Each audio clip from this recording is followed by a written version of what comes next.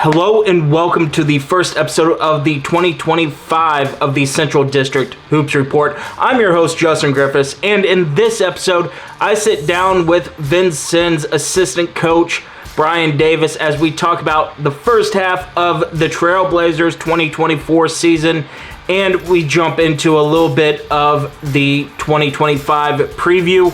Also, since there was not a lot of games going on during the Christmas holidays, I will go ahead and recap those games quickly that were played before Christmas and the games that were postponed or moved to a later date due to the snowstorm that hit Illinois and Indiana around Sunday, January 5th to Saturday, January 4th. It just depends on when these games were canceled or moved to different dates. But with all that, let's go ahead and jump into the interview I did with Coach Brian Davis. I'll say this, that the interview happened before they took on Malcolm X, and that was before the Christmas holiday. Without further ado, the interview with Coach Brian Davis. Well, we got a very special episode here this week, as there are no games going on at the moment. I am glad to have my first repeat guest on, and that is the coach that got me into this and interested in the Central District, Brian Davis. Coach Davis, thanks so much for coming back on. Thanks for having me, Justin. I think it's great what you do to get some notoriety for our region and some publicity and highlight some of the great programs and players and coaches that we have here in Region 24. And really appreciate you doing this. And obviously all your help when you were with the Blazers, was much appreciated. So thanks for having me. Coach, going into this, it was an interesting because a couple of weeks ago when this goes up, you had a very interesting open up to the district play. You had Shawnee, Logan, and then you had Lincoln Trail. How did that kind of go into play when you guys were discussing scheduling going into district play? Well, those are two really good teams. Logan just won the national championship a couple years ago and has been, right up there as one of the top programs in the league. And then, anytime you go on the road to Lincoln Trail, and I think they're much improved this year with Coach Cotton, and go on the road for a Saturday afternoon game, right out the bat, it's going to be a challenge as well. So we try to, prepare in the non-conference by playing, we've played Moberly and Mineral area and Columbia State and Triton and, some really good teams out of league as well to get ready for our league because we feel like it's one of the best in the country. And, we want to play as many Division I teams as we can and get prepared if we're lucky enough to get out to Hutch or to get us prepared for the region tournament in Ina to try to get ourselves out there and ready. So we try not to duck anybody. We don't play, very many, if any, cupcakes. And, so far so good in the conference. Yeah, I mean, that's one of the things that to ask all these coaches are when it comes to scheduling, how difficult is it for you guys to schedule, especially now, because when we first joined the league, we were the 11th team in, so we had 22 games to work with. Now you guys got like 16 or 18 games to play with. How has that really changed from year to year when you guys schedule? It's made it more difficult, obviously. And then we've played some really good Division II teams like Henry Ford and some of those teams that Macomb and things that you don't get maybe as much credit for, if you do happen to win and that are better than some Division I teams. So we've played some of the, premier, the Parklands and Danvilles and things like that where we've won, a lot of them, but we've lost some too that you say other Division II, but they're really good as well. So it makes it tough to difficult. I know the NJCAA, really counts Division I wins. So you want to get as many of those as you can. And that's not always easy, to get guys that want to play you. But Coach Franklin does our regular season schedule and does a really good job with that. A good balance of good competition to get us ready for the season. But it has gotten harder, since Lewis and Clark dropped down for sure. Yeah, and I mean, looking at this year's schedule, you guys had a game that got canceled on you by no fault of either yours or Olney's with that classic. So you guys expected to play on like that Saturday, and Wilbur Wright drops out. What kind of was that schedule like scramble going on when that happened? Yeah, that was going to be another Division 1 game, and that's part of the reason. Being close by with Olney and a nice little short little trek over there, and to get 2 Division 1 games with that one in Menor area, so that was attractive for us. Neutral site games, and when they backed out, I know Coach Glash made some calls and reached out to some people, but we didn't want to just play anybody that wasn't going to make sense. So they couldn't really find another Division 1 team that had an opening on that Friday, and so as of now, we're only 29 games on our schedule instead of the 30, and I don't have the numbers in front of me. I think they're all Division 1 except for maybe 2. I think Schoolcraft and maybe Henry Ford, or pretty close to that. So we feel good about our schedule. We would have liked to have played that game and got another Division 1 game, but sometimes things happen. And I don't know if this was the new administration or if it was you guys or something like that. When I was looking on the website, you guys we've always done theme nights for certain games, obviously homecoming, and the classics to open the season. But this year with Henry Ford, we had the Salute to Veterans Night. Malcolm X was Hurricane Relief Night, which I do remember us doing something for a natural disaster type night. And then the only other one I could remember us doing was like a K Yow breast cancer thing once February hit.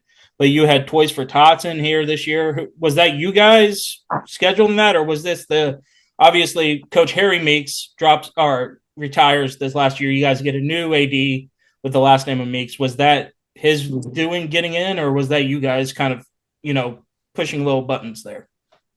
I think our new AD, John Meeks, I think a couple of those were his idea, with the hurricane relief and things like that, as far as I know. And if it wasn't, I apologize to whoever it was, but I think it was his idea. They've done the Toys for Tots the last few years, and that's a great program, and we really appreciate that.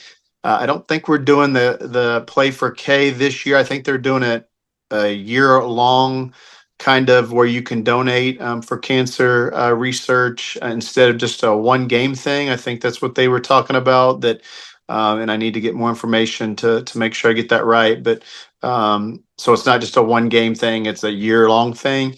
And then we've had a lot of programs where we've had middle school teams and elementary school teams come to the games and play at halftime, and come meet our players after the game in the locker room, and things like that, to try to get some excitement at the games and get more people out and get them excited. And it's good for our guys to feed off that energy, and especially the little kids, when you get them on the first couple rows making some noise. I know we had Red Hill and Franklin Elementary School and some things come out. So between what our athletic director and student activities and stuff, and what things that we're doing, we're trying to put the best product out there we can. And you guys had a huge, great crowds, back-to-back games between Triton and John A. Logan. Obviously, the Toys for Tots was the Triton game, but obviously as well, both those games were high profile, and you guys showed up well in that game, at least in the first half of Logan. It kind of got away from you a little bit in the second half. I know in the post game, Coach Franklin talked about it being called a little bit tighter. What was your experience for that Logan game, being a district opener on top of the crowd size that actually showed up to Vincennes? Because I know Coach Franklin has been asking for that type of crowd all year round. Yeah, to play Coach Smith Peters, and like I said, great program at John A. Logan, and they played probably as tough a non-conference schedule leading up to that game. Really good crowd for that. I mean, very few places for, I don't even know what a ticket is nowadays, $7 or $8, I think now. And you get a double header, women's game and men's game, to see that, many talented athletes, and a competitive game that came down to a LeBron Thomas 3-pointer with 10 seconds to go. And there was 12 lead changes and 12 ties. And to be able to see all that for $8 right here in town, I mean, that's hard to beat. Much entertainment in it. You can't go to a movie really for that. And so yeah, it was a little tighter in the second half. I think they got in the bonus maybe before the under 16.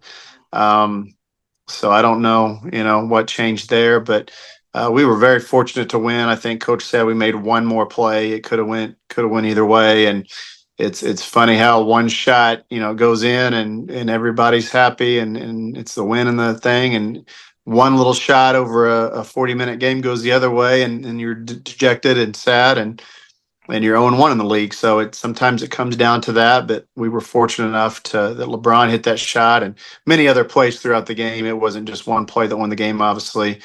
We've cut our turnovers down here recently from maybe earlier in the year. We're continuing to talk to our guys about the importance of rebounding. We actually got out rebounded by Lincoln Trail Saturday, which is very uncharacteristic for our team. So we spent some time today really working on box outs and doing that, and our form, and just being tough and aggressive. So we know in the second half of the season, we got one more game here at Malcolm X Saturday, who's tough. And then it's we got Volunteer State when we come back, and then it's all league games, and every night, home and away, is going to be a challenge, and we got to take care of the ball and rebound, obviously. Yeah, and again, that was a weird opener because that's probably one of the bigger rivalries in the district. Obviously, you have Vincennes, Wabash Valley's probably the only other one that I can really think of off the top of my head. But ever since the other coach, Smith Peters, came in to take over that Logan program, when Kyle came in, he really set that as a benchmark. I think that was because, he played under Coach Franklin when they were both at southeastern Illinois. So that rivalry has really shined, especially in the last decade and a half, with you both winning national championships. Yeah, we have, two of the last, 5 national championships from, we won in 19, and Logan, what would that have been? 23, if I'm correct there. And, I think, yeah. Was it 21, 22? Okay. Yeah. And we've been two of the top teams in the region for a number of years. I think that's one of the better games nationally, probably. Vincennes and Shawnee, Logan, and to play them, right off the bat, was definite a great challenge, and to kind of see where we were at. And we did some good things and some things we got to get better at. But it was a good opener. When we talk about district play, I mean, we always say it's a Big Ten, it's a MAC type school, rivalries. What do you guys kind of go in, especially when you have to rebuild an entire team like you had to this year? You only have one returner, LeBron Thomas, coming back, All-American, but then you lose some of the starting freshmen from a year ago that have gone on to a 4-year school as well. Yeah, we had to get a whole new team, basically. It's good to start with a returning All-American point guard, so that's a good place to start. But we took a few transfers, JC transfers, which we don't take a whole lot of, but some guys that had pretty good numbers at their place, and then we have 10 freshmen, and it's just such a big jump, even from good high school programs and guys that were in the top 15, 20, 25 of their respective states, and good players, but it's still a big, it's a new system.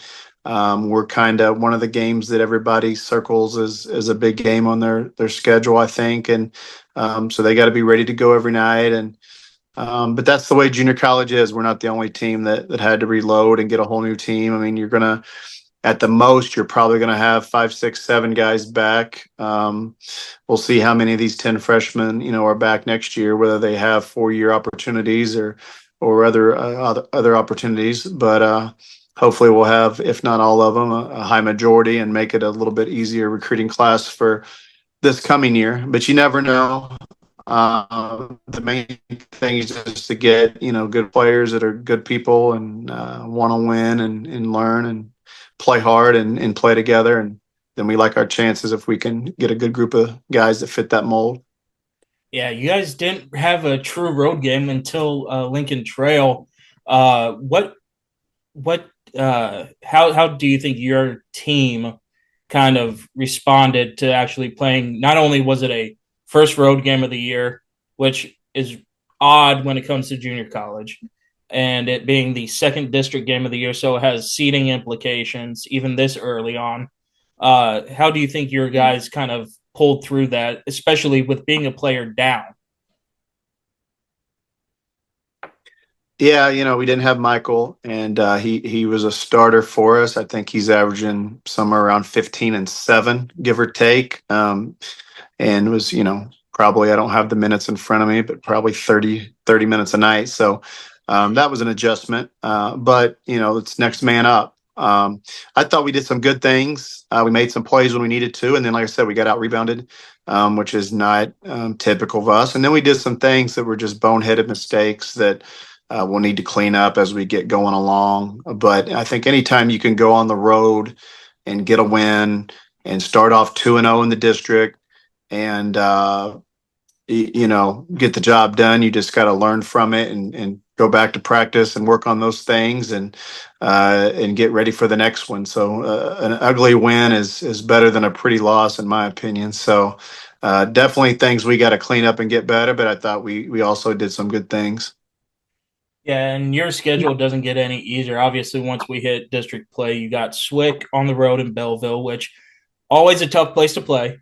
And then you have Shawnee coming in and Lakeland. Both of them are having spectacular seasons. I just, a couple weeks ago talked to Coach Larry over there, and he's really built that program up from when I was there, at least, and they've changed head coaches a couple different times as well. So, what do you say to your guys now that they've gotten a taste of what this district is like to go forward?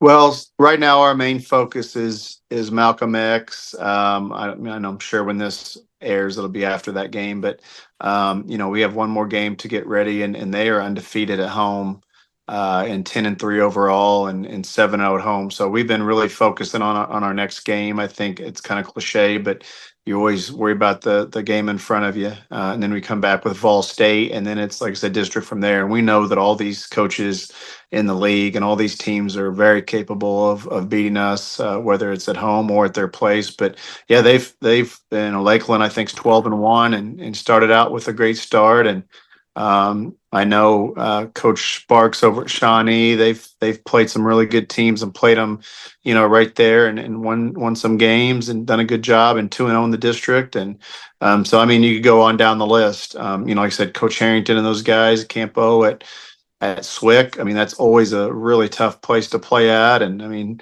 he's got his name on the court, so that should tell you something that he's won some games and done a lot of things. So there's not any games that we have left on our schedule, that we can just show up and think we're going to win.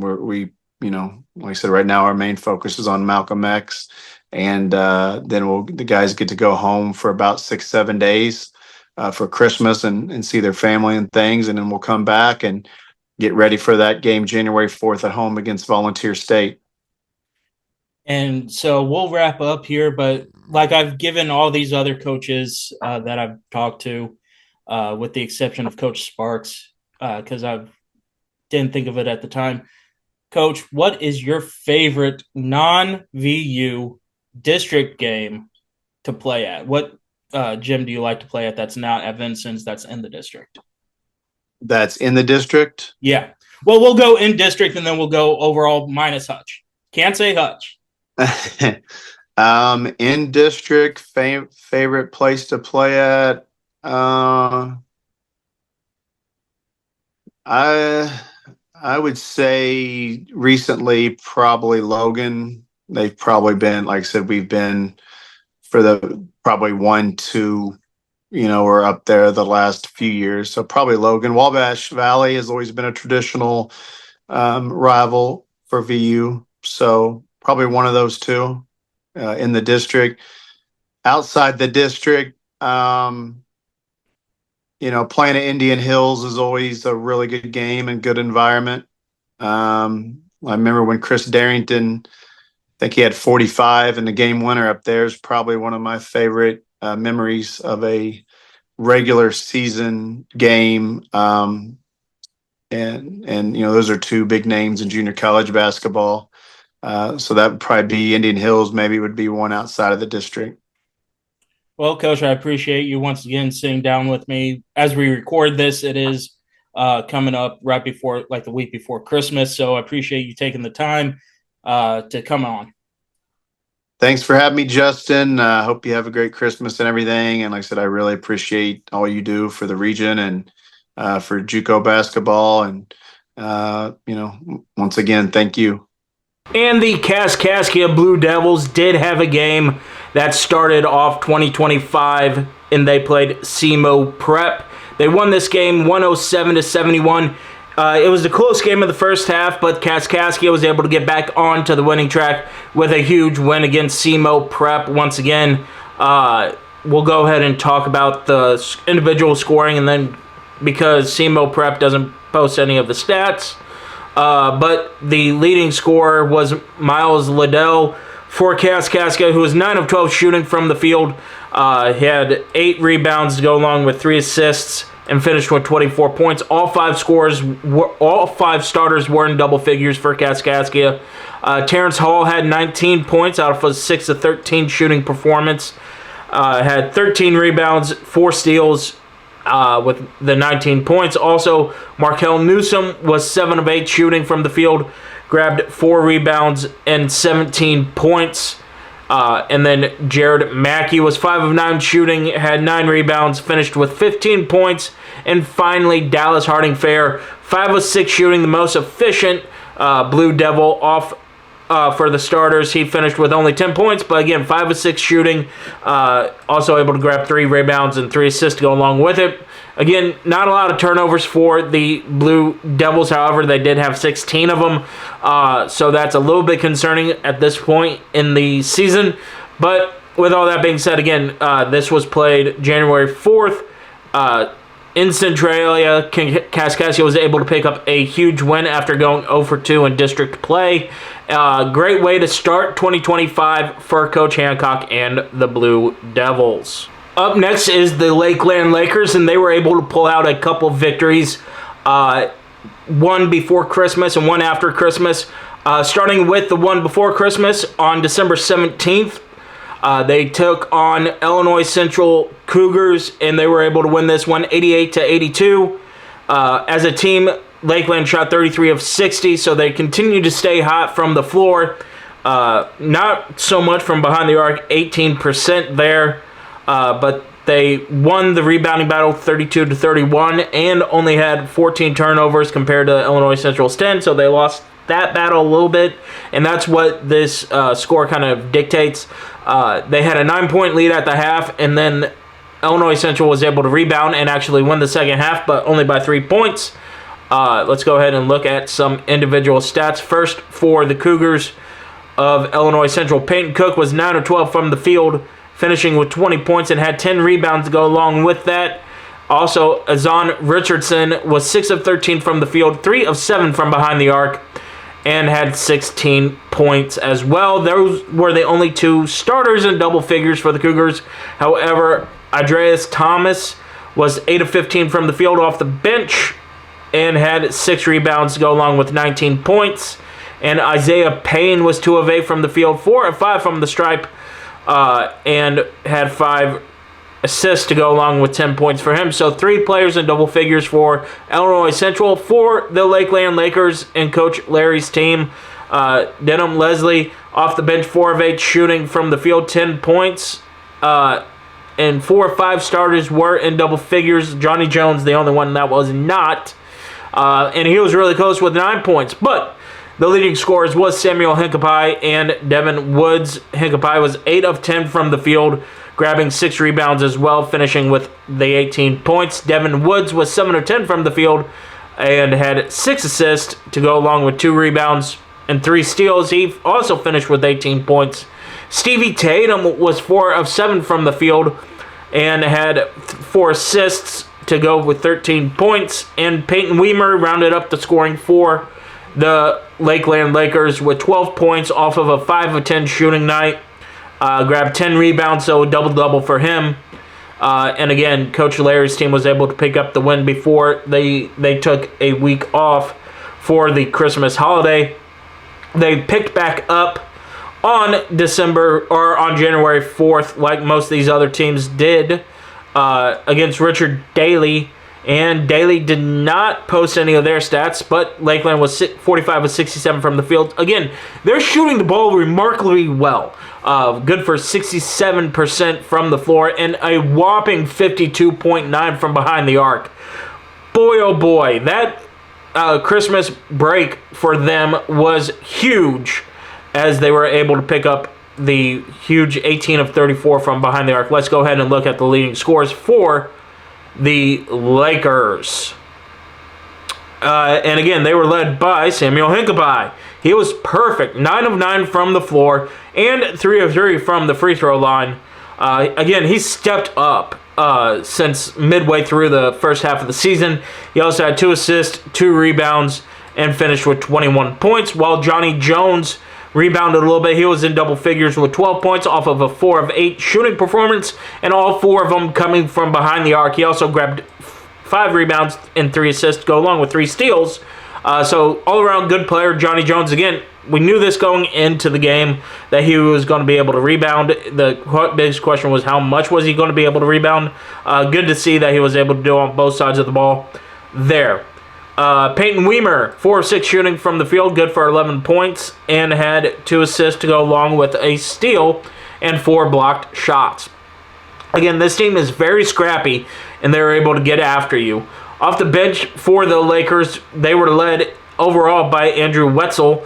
He was 8 of 10 shooting from the field for 24 points and had 2 rebounds. And then Sean Dukonovich, another player that has stepped up at points this season. He was 5 of 10 shooting, good for 14 points, and had 5 rebounds, or 5 assists and 4 rebounds as well, to go along with 2 steals. So again, big games for Lakeland as they were able to pick up wins 12 and 13 to move their record before we get back into district play to 13 and 1 on the season. And again, big things happening in Mattoon for the Lakers.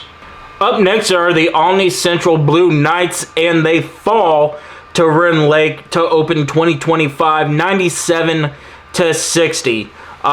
So a GRAC game goes in the favor of the Warriors of Rend Lake. As a team, the Warriors were 34 of 73 shooting compared to Olney Central's 24 of 64 shooting. Olney shot only 11.8% from behind the arc compared to Rend Lake's 42.4%.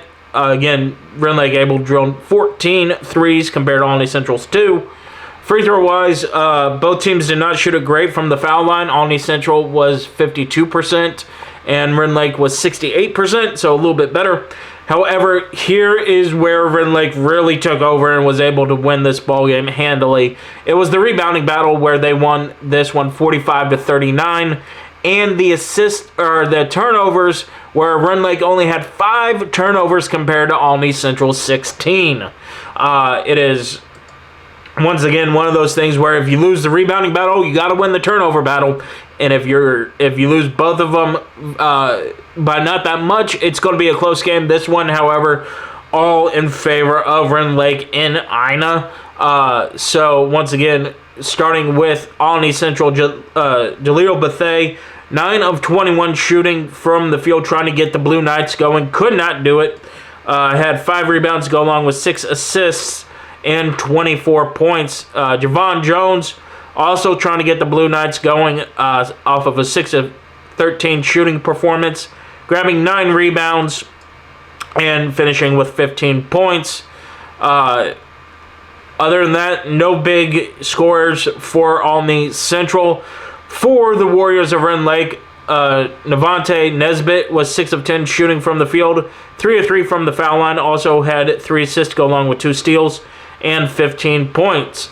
Isaiah Edosa was 7 of 9 shooting from the field, 2 of 3 from behind the arc, grabbed 7 rebounds, 4 assists, 2 steals, and 20 points. Roland Adams was 5 of 10, the third Rend Lake Warrior in double figures with 14. Off of a 5 of 10 shooting performance. He also grabbed a single rebound.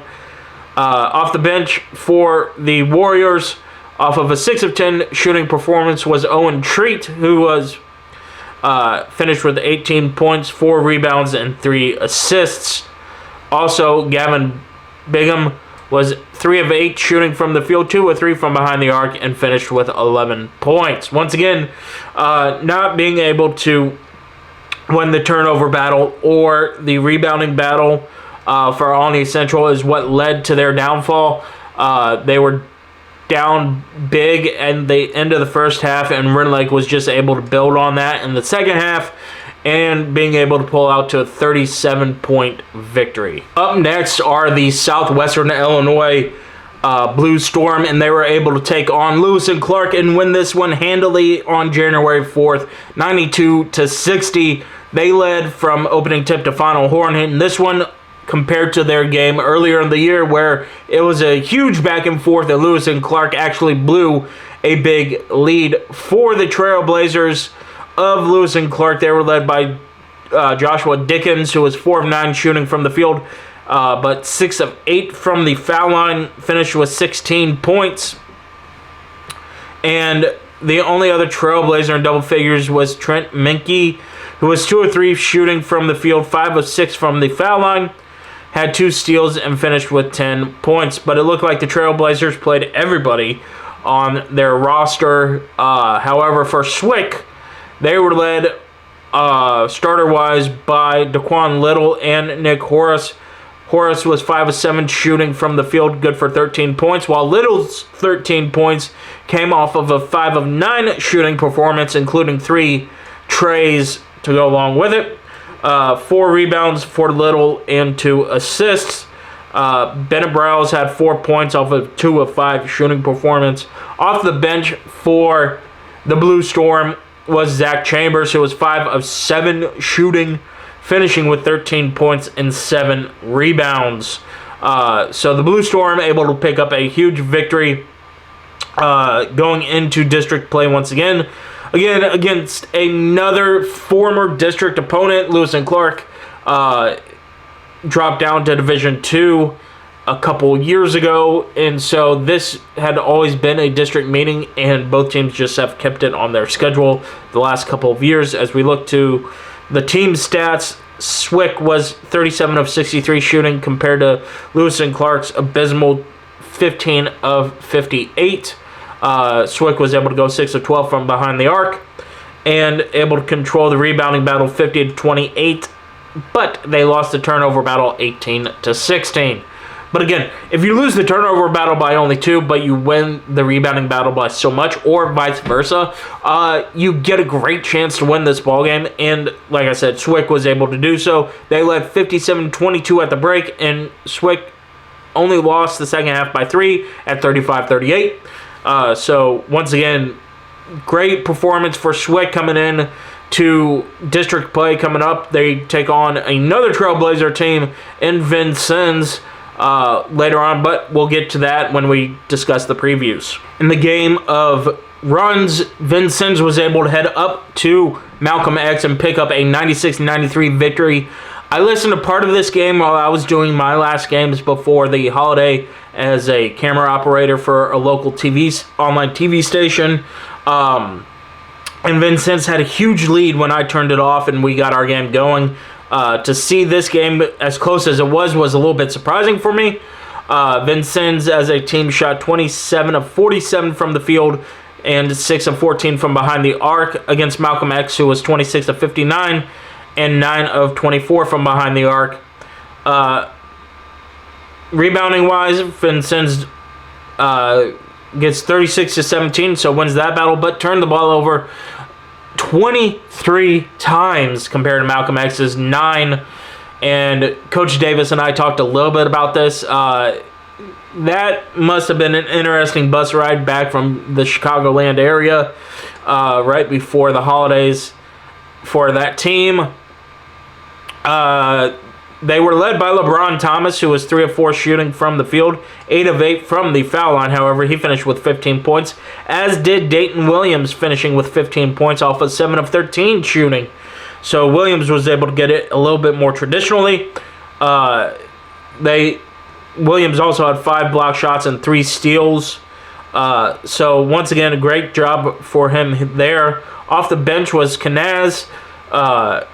He was 6 of 7 shooting from the field, good for 18 points. Michael Cooper, coming off of an injury, he was 2 of 7 from the field, 7 of 8 from the foul line, however, had 7 rebounds, 6 of them being defensively, finishing with 13 points as he continues to have a great season for the Trailblazers. And Christian Andrews, once again, sleeper player that they picked up this year, 11 of 12 shooting from the field for 14 points. So both Andrews and Thomas able to get the majority of their points off of free throws. For Malcolm X, they had 2 players with 20 points, Colin Woods and Jaquin Dixon. Dixon was 6 of 8 shooting from the field and 8 of 10 from the foul line, good for 22 points.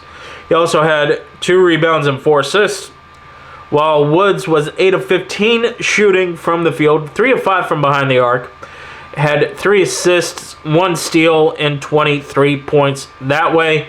Jelani Johnson was 3 of 13 from the field, 2 of 7 from behind the arc, good for 13 points for the Hawks. They also had a couple of players in double figures off the bench. Kevin McGee, 2 of 9 from the field, 5 of 5 from the foul stripe, for 10 points. And Kyle Smith had 13 points, 9 of them coming from the foul line, and 2 of 5 shooting from the field. Let's go ahead and look at the technical fouls. Here we go. This kind of shows a little bit of what happened here. Christian Andrews picked up a technical foul for the Trailblazers, while Colin Woods and Darren Williams picked up technical fouls for Malcolm X. So it was a really scrappy game. And Coach Davis said it in the preview or in the interview that they expected that to be a scrappy game. And they got things right when they took on Volunteer State. I can tell you that, as they win this game big, 75-51. They actually trailed at the half, 27-26, and was able to beat the Pioneers in the second half, 49-24. Volunteer State was led by Taylor Groves, who was 4 of 18 shooting from the field, good for 12 points, and Willie Wilson, 4 of 9 shooting from the field, good for 10 points, and no other Pioneer was in double figures here. So huge for the Trailblazers to keep their leading scores to only minimal double digits. Again, this game was a lot closer in the first half than it was in the second. As we look into it, LeBron Thomas, once again, no surprise, leading the way. Dayton Williams, again, not a surprise. Both of them starting. Both shot 11 times. LeBron made 5 of them. Dayton made 6. Dayton finished with 16 points. LeBron finished with 15. Williams was able to grab 11 rebounds, have 3 assists and 4 steals, while LeBron was able to pick up 4 assists as well. As, once again, Coach Franklin works his team the way that he wants it to. No players off the bench were in double digits. Christian Andrews was close with 9 points off of a 3 of 4 shooting performance with 3 assists and 2 rebounds with a steal. Interesting to see what happens here going into district play as the teams start to whittle down their roster that they can guarantee or that will get playing time for each of these teams. So with that being said, let's go ahead and jump into the next team. And that next team happens to be Wabash Valley, as they took on Indian Hills to open up their 2025 slate of games in Ottumwa, and they fall 84-59 against the Warriors of Indian Hills. Hills was 22 of 52 for the game in the first half. this is interesting. I've never seen them break down individual stats by that in the first half and second half. Let's go ahead and go back to the team stats. 22 of 52, while Wabash Valley was 22 of 59. Wabash 3 of 21 from behind the arc, and Indian Hills was 7 of 20. So again, Indian Hills was just able to maneuver and being able to force a lot of turnovers, as we see here. Both teams first forced a lot of turnovers. Indian Hills had 19 compared to Wabash Valley's 22. However, Indian Hills out-rebounded Wabash Valley 45-32, and you see points off turnovers. Indian Hills got 29 to 24. Second chance points pretty much even. Points in the paint actually favored the Warriors, but it was the bench points here that Indian Hills was able to really take the advantage of 34-21, and again, the largest lead being 27. Let's go ahead and look at individual players, starting for the Warriors of Wabash Valley. They were led by Muja Burton, who was 6 of 12 shooting from the field, grabbed 5 rebounds and had 2 steals, good for 14 points. And Cole Furlow, who was 5 of 7 from the field, finishing with 11 points. So, again, balanced out stat-wise as you look down up and down the roster here for Coach McGee's team. Just nobody else getting in double digits, and that's what Indian Hills is able to do to you. So, on top of a poor shooting performance, yeah, that's going to be a rough bus trip back to Mount Carmel. Indian Hills, on the other hand, they were led by William Bergie Cassie, who was 4 of 9 shooting from the field, good for 12 points. Amante Allen Johnson, 4 of 8 shooting, good for 10 points. And Jamal Eminazi, 4 of 6 shooting, good for 11 points. So 3 players in double digits for the Hills. But their leading scorer actually came off the bench. Like I said, they had 34 bench points. It was Mason Costello, who was 5 of 8 shooting, 3 of 3 from behind the arc. Able to also pick up 5 rebounds and an assist to go along with 2 steals for 15 points. But he was the only Wabash Valley, or not, Indian Hills Warrior in double figures there. Again, Indian Hills able to pick up a huge victory right going into district play once again for both these teams, as Wabash Valley heads back to Mount Carmel with the loss. With all the recaps being done, let's go ahead and stick with the Wabash Valley Warriors as they travel to Rend Lake to take on the Warriors there in Ina. This game was originally slated for tomorrow, January 8th. It got moved to January 9th. 8 p.m. Eastern Time, 7 p.m. Central Time tip-off there as Rend Lake hosts. Again, not a district game, so the Warriors able to rebound a little bit after 2 consecutive losses to John A. Logan and Indian Hills. Hopefully they're able to pick up a huge victory over Rend Lake as they get ready after they have to take on the Warriors. Then they head back to Mount Carmel to take on Lincoln Trail. Speaking of games that are going to be played on Thursday the 9th instead of Wednesday the 8th, the Vincennes Trailblazers game against Southwestern Illinois got moved due to the snowstorm that hit Illinois and Indiana on Sunday and Saturday night. This game, again, Belleville is an extremely difficult place to play for the Trailblazers, who really had only 2 true road games coming into this matchup.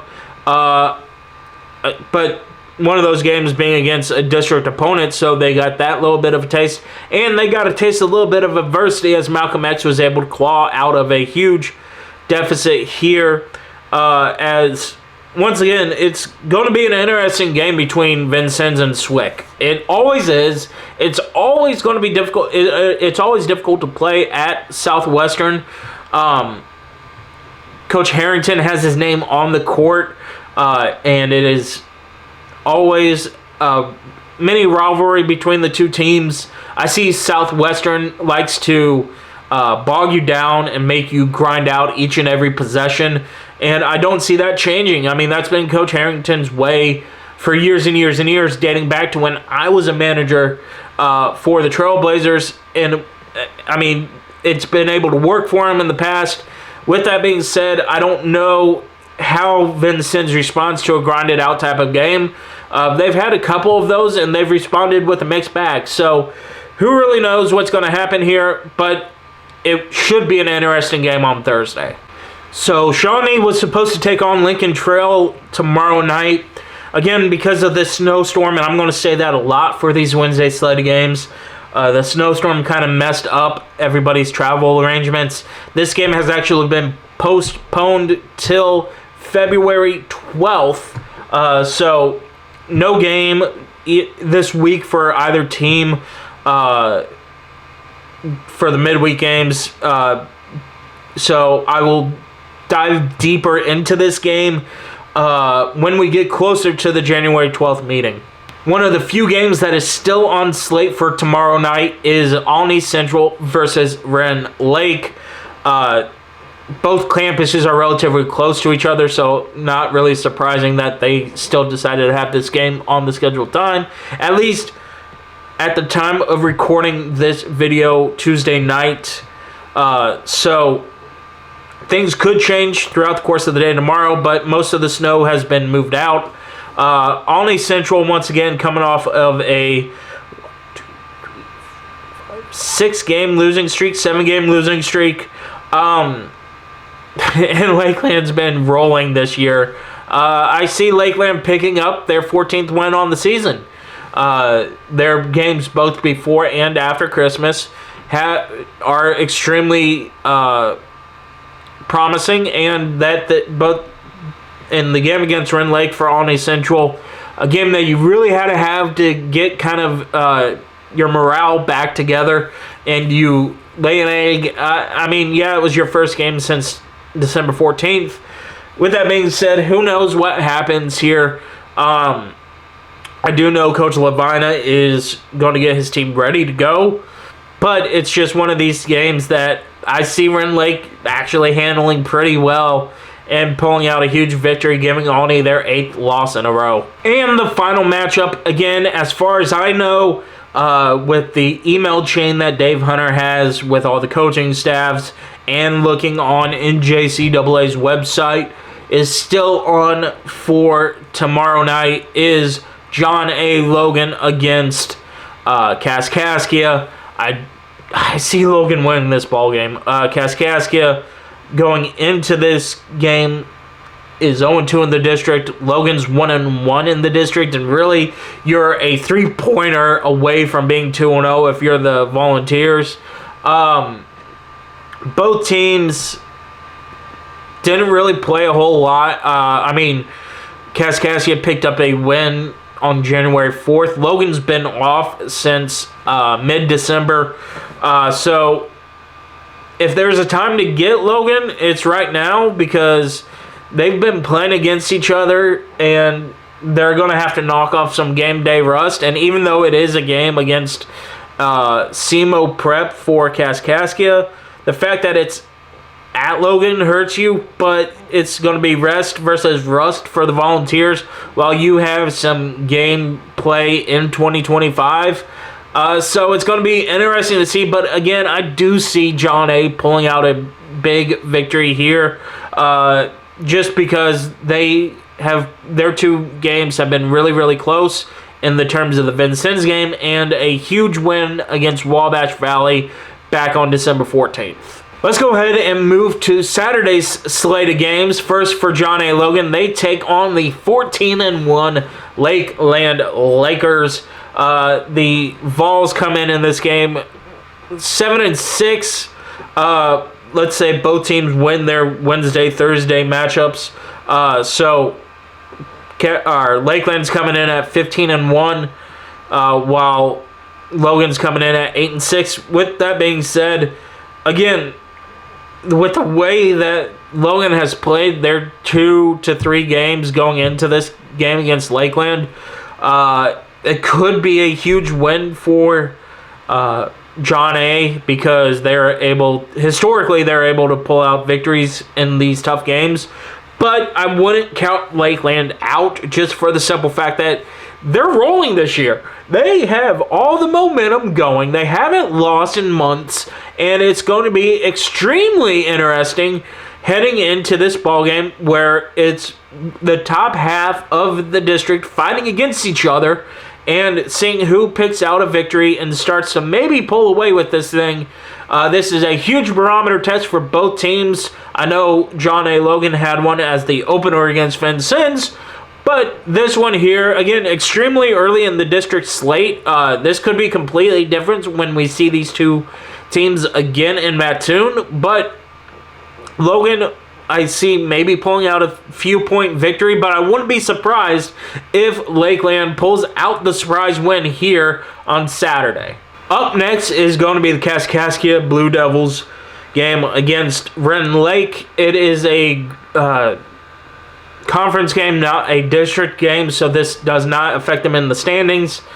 With that being said, it should be an interesting game because Rend Lake's coming off of a huge victory over the Blue Knights, and the Kaskaskia Blue Devils are coming off of a potential loss against John A. Logan.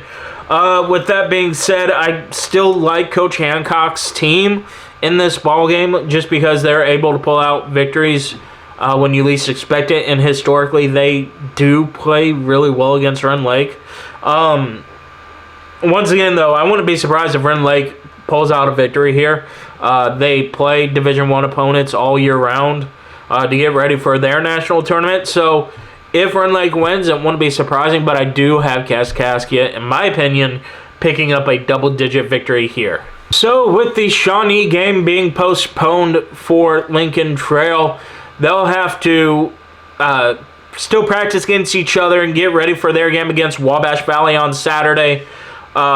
At Wabash Valley. This is going to be a very interesting game because Lincoln Trail has not played since Vincennes on December 14th. So for that reason and the fact that it's at Wabash Valley, I do give the advantage to the Warriors here. Just, again, because you can only practice against each other so long without getting those in-game reps. I do see Lincoln Trail kind of coming off a little bit rustic. With that being said, who knows, because Wabash Valley had to travel in that snow to head back to Mount Carmel and then having to take on Rend Lake. So that is another reason why I give the advantage to the Warriors. They'll have 2 games under their belt in 2025. So I look for Wabash Valley to pick up another victory here. I think it will be within 5 to 7 points.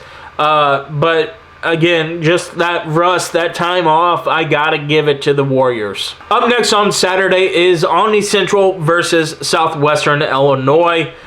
SWIC is coming off a game against Vincennes, while Olney Central is coming off a game against Lakeland.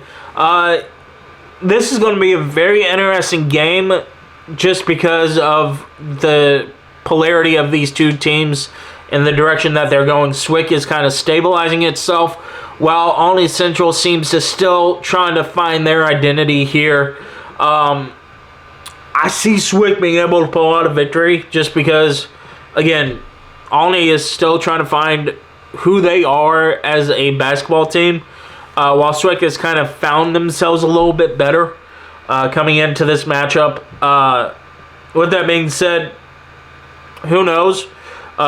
This is one of the early games that it's a coin flip, but I will give the advantage to SWIC just because of the coaching prestige that's on that sideline and being able to pull out huge victories in the time that they need them. And at this point in SWIC's calendar year, this is a definite must-win for them. For Olney Central, they're looking to end a potential 9-game slide.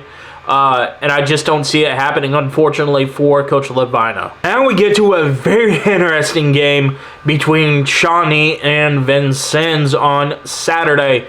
Vincennes coming off of a game against SWIC, while the game against Lincoln Trail for Shawnee gets postponed again until February 12th, and I'll talk about that game at that point in time. I see Vincennes picking up a win here just because it's at home, and Vincennes plays really, really well at home historically against Shawnee. Coach Sparks' team, yeah, they have that type of firepower that they can be really, really hot, but the counter of that is they have games where they're also really, really cold. Their game against Triton, you are within 5 points, then you turn around, face Indian Hills, and you lose by 12 is the big example lately. But again, both teams are coming off of a mid-size winning streak. For Shawnee, it is 3 games, and Vincennes, obviously, they haven't lost since the Thanksgiving break, so it's going to be very interesting to see if Vincennes is able to continue to be potentially 4-0. Again, they could lose to SWIC on Thursday night, and the winning streak for Vincennes doesn't matter. But again, you got to go with the prestige that's on the sideline for both teams. I respect the heck out of Coach Sparks, but when you got a Hall of Fame coach like Coach Franklin on the other side, you know he's going to have his team ready to prepare, especially after a potential loss. And it's just going to be very hard for Coach Sparks to pick up a win here, just because it's on the road, and this district is notorious for being hard to win on the road. Well, that's going to do it for the first episode of the 2025 of the Central District Hoops Report. Again, big shout out for Coach Brian Davis for being the first repeat guest on this show. Always having a lot of fun talking with him and talking shop. He is one of the few coaches that got me to start doing this in the first place. Without him, I don't get interested in this type of district play. I don't get interested in this district. I don't get interested in junior college basketball. So any success that I get from this podcast, this channel, any recognition that I may have in the future, I owe it all to Coach Davis, Coach Franklin, and the Vincennes Trailblazers. With that being said, I will see you guys in the next episode next week. Peace.